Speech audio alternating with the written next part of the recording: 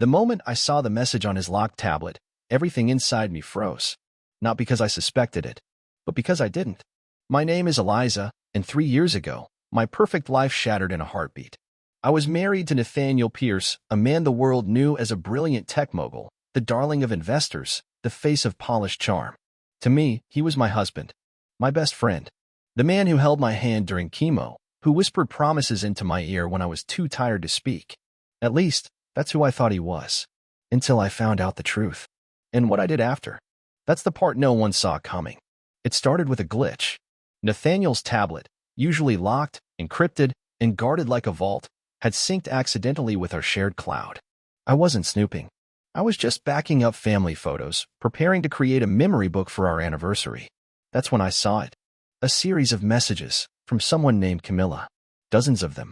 Photos, voice notes, little videos. Nothing graphic, but intimate in a way no friendship ever should be. I clicked one, my hand trembling. "Miss you already," she whispered in the clip, her bare shoulder visible in the dim lighting. "Last night was magic. You always say you'll leave her soon." The world tilted. My breath caught. My fingers felt numb. Nathaniel wasn't just cheating. He had another life. That night, I couldn't confront him. I sat beside him through dinner, smiled when he told me about his new project launch, nodded when he said he loved me. But my mind was screaming. My chest felt like it was being crushed from the inside. In our bed, I stared at the ceiling, unmoving. I thought about our wedding vows, about the years we tried to conceive, about the miscarriage that nearly destroyed me, about the chemo, the scar that made me feel less than whole. And I thought about the way Nathaniel had held me through all of it. Had it all been a lie? The next morning, I left. I packed a single suitcase, grabbed my laptop, and walked out the door. No note. No explanation. I didn't cry. Not yet. I went to the only place that had ever felt safe, my grandmother's old cottage by the lake, empty for years but still holding the scent of lavender and old books.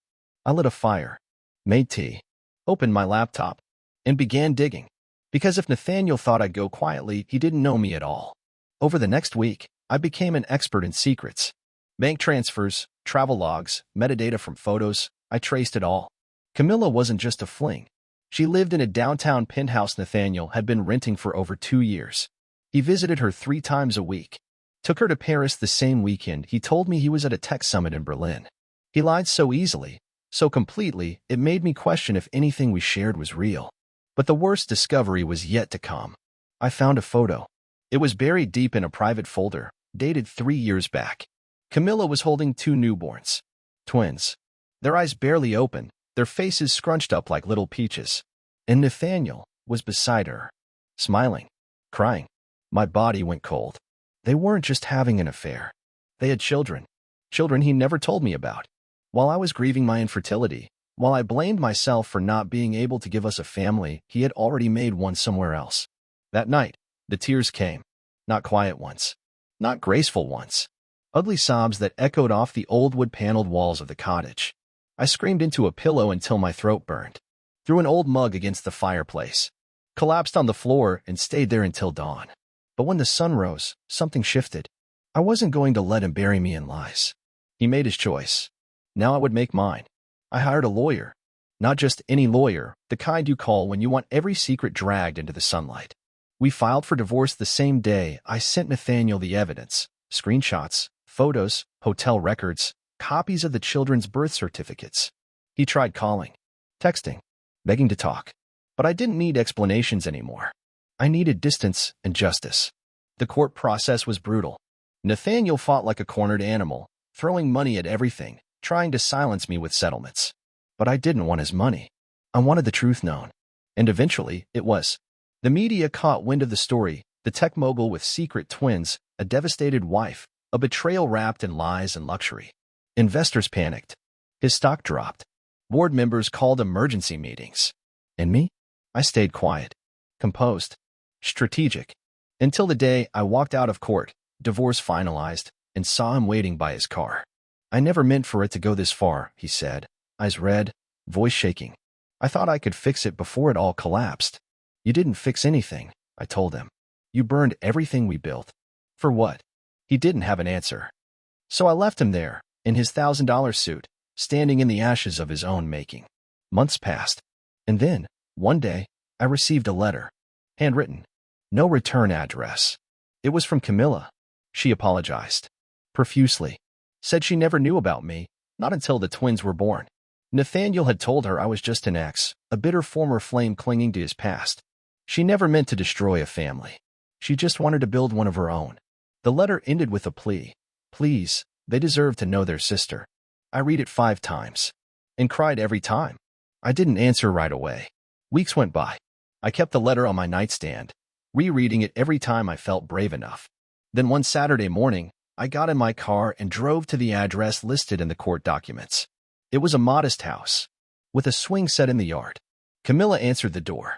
Her face was thinner than in the photos. Tired, but kind. And behind her, 2 pairs of identical hazel eyes stared back at me.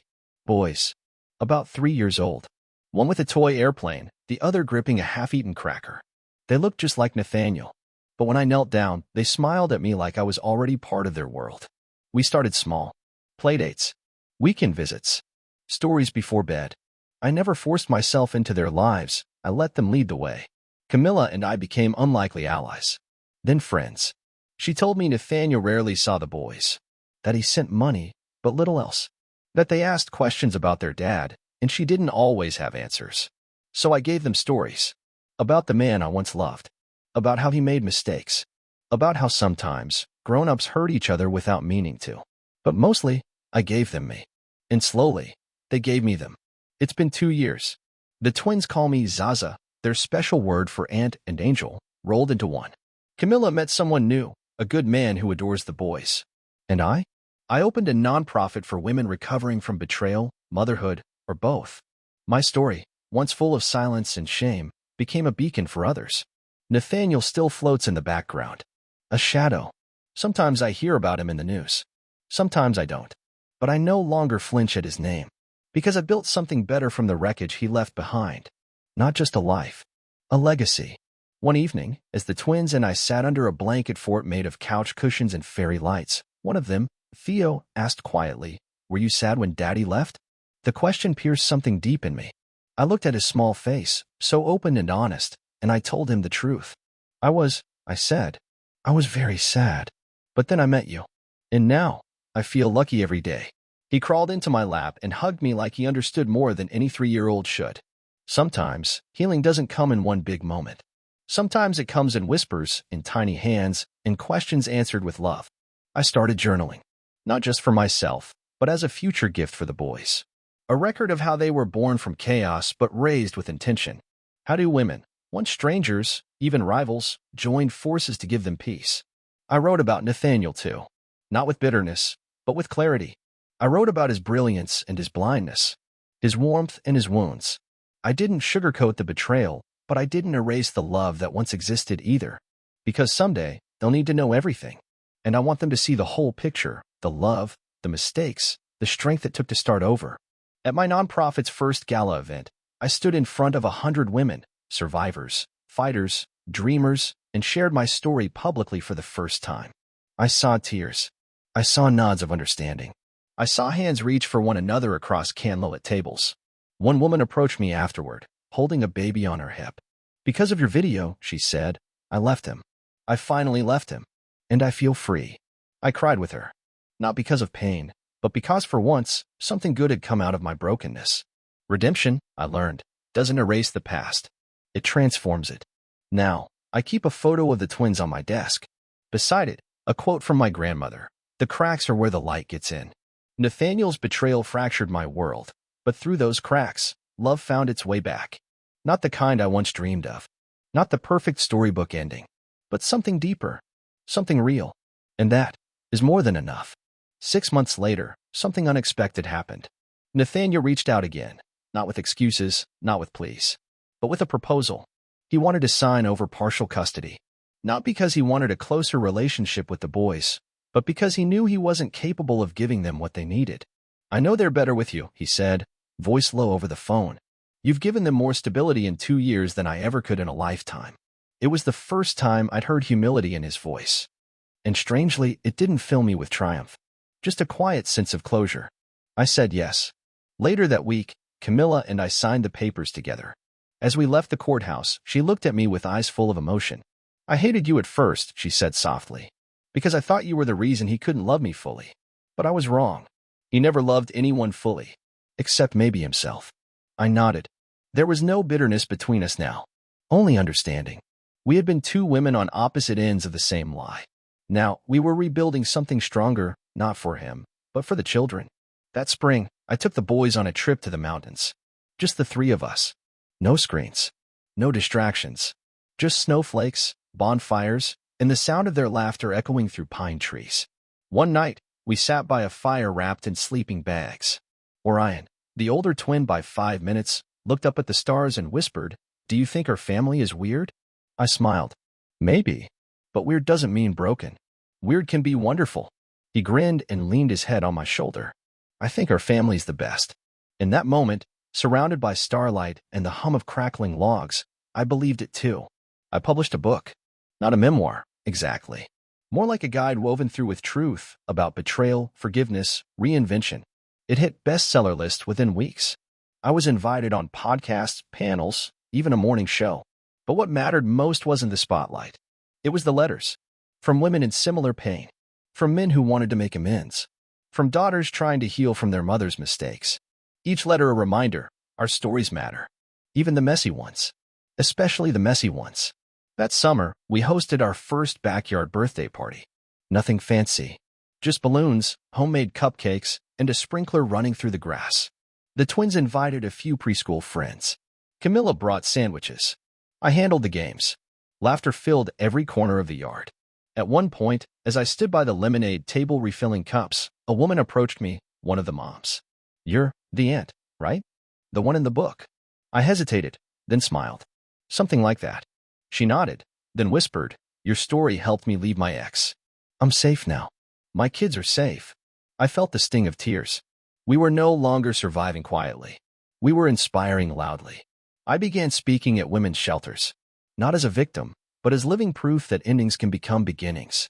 I spoke of betrayal not as a death sentence, but as a catalyst. Of how losing everything cleared space to rebuild from truth. Women lined up after every talk. Some crying, some silent. All brave in their own way. One night, a girl barely out of high school pulled me aside and said, "I thought if someone like you could survive, maybe I can too." That night, I stayed up late writing her a letter. Folded it. Sent it with her name on the envelope. Hope, sometimes, needs handwriting. Camilla got married last fall.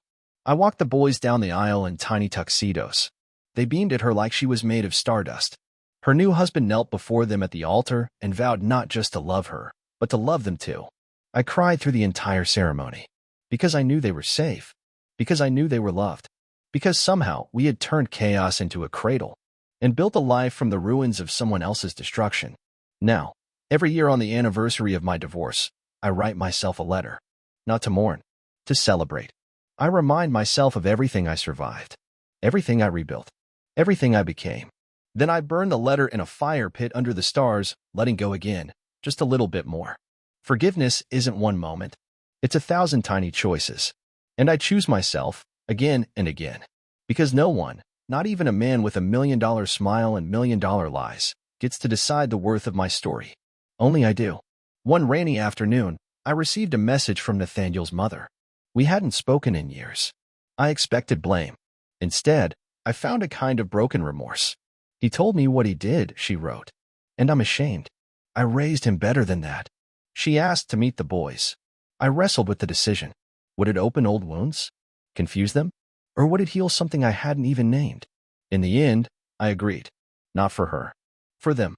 She brought hand-sewn toys and trembling apologies. She held their hands like they were the only good thing left of her son. And for the first time in a long time, I felt compassion for the woman who bore the man who hurt me. On New Year's Eve, we hosted a small gathering, just close friends, Camilla, the boys, and a few neighbors. At midnight, as fireworks bloomed over the city skyline, Orion tugged my hand. "Zaza," he said, "do you think this year will be happier?" I knelt down, looked him in the eye, and whispered, "It already is." He nodded solemnly, then hugged me so tightly I nearly lost my breath. It hit me then. I wasn't just healing. I had become the safe place I always needed. And somehow, through every betrayal and heartbreak, I had become someone worthy of trust. I met someone new. It wasn't fast. It wasn't flashy. It wasn't even expected. But one day at a bookstore reading, where I was speaking about motherhood and resilience, a man in the audience stayed behind. He asked smart questions. He listened without flinching. He didn't try to fix me. He just saw me. It started with coffee, then late walks, then bedtime stories with the boys. He never tried to replace anyone. He just added warmth where there had been cold. It wasn't a fairy tale. It was real, and real was finally enough. Now, when I look in the mirror, I no longer see the woman who was cheated on, abandoned, lied to. I see the woman who rose, who built a family from scattered pieces, who turned shame into purpose, and who learned, finally, that love, true love, begins with choosing yourself every single time. 2 years later, I found an old letter in my closet, something I had written to myself in the early days after the divorce. It was angry, raw, desperate. I don't know who I am without him, it read. I don't know if I'll ever feel whole again. I held that letter in my hands and felt something shift inside me. Not sadness, not shame, gratitude.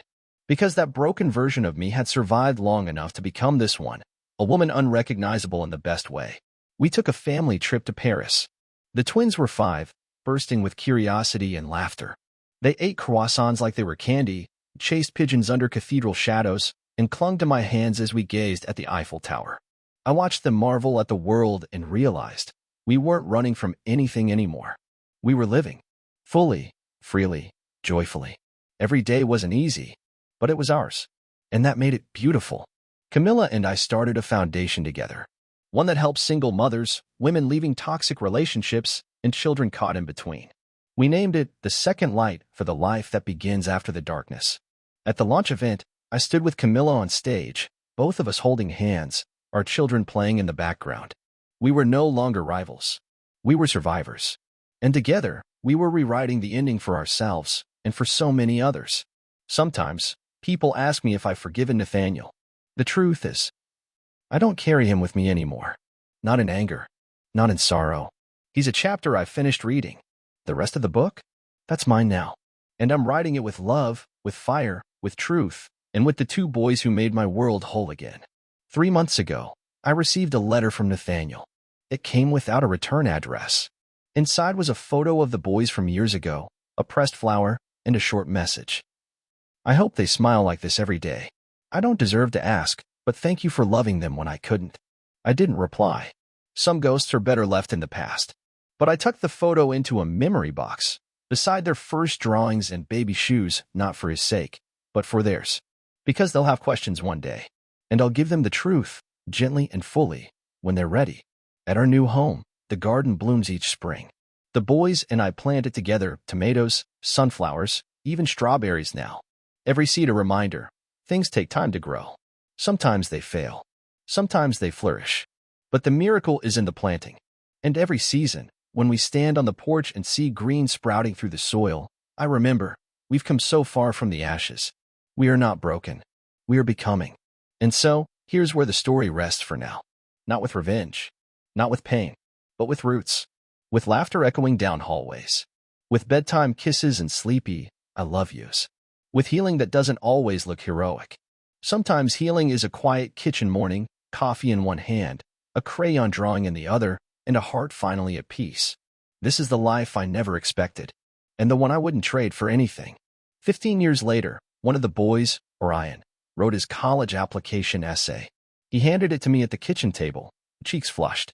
I wrote about you, he mumbled. I read it in silence, heart racing. My mom didn't give birth to me, but she gave me everything else. She gave me safety, love, and the courage to become who I am. Most people define family by blood. I define it by the woman who stayed when she didn't have to, who chose me every single day, who never let me feel like someone's mistake. She's not my mother by accident. She's my mother by soul. Tears blurred my vision. And in that moment, I knew this story wasn't just mine anymore. It had become our legacy. Years from now, when I'm gray and the boys have families of their own, I hope they'll tell their children the truth. Not just the pain, but the strength. That they came from a woman who refused to be defined by betrayal. That they were raised in a home built on hard choices, healing, and relentless love. That their story, like mine, didn't begin with perfection, but with resilience. And that is more powerful than any fairy tale. I often speak at schools now. I tell students, you are not what hurt you. You are what you choose after. Sometimes I bring the boys, now teenagers, with their own views and voices. At one talk, a girl raised her hand. Do you regret falling in love with someone who hurt you? I paused, then smiled gently. No, because if I hadn't, I wouldn't have them. And they're worth every scar. The room went silent. The kind of silence that says, we understand. And I knew again that my wounds had become someone else's lantern. That's what stories do. They light the way.